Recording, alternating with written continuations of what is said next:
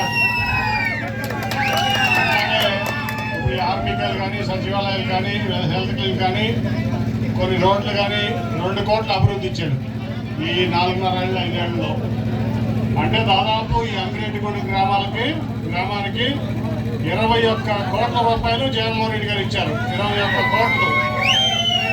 నాకు తెలిసి ఉమామహేశ్వరికి చెప్పాలి, చేరంతలో ఎప్పుడన్నా ఎంత వచ్చిందా ఈ గ్రామానికి?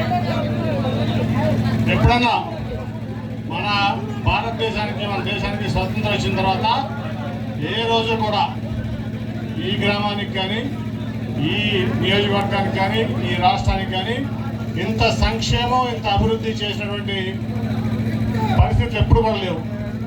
అంతటి మరి సంక్షేమం, అభివృద్ధి ఇచ్చినటువంటి వ్యక్తి మన జగన్మోహన్ రెడ్డి గారు. ఇవాళ చేయూత పడితే మీ అకౌంట్లోకి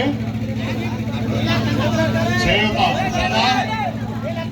ఎంత, నెలకి సంవత్సరానికి ఎంత చేయూత?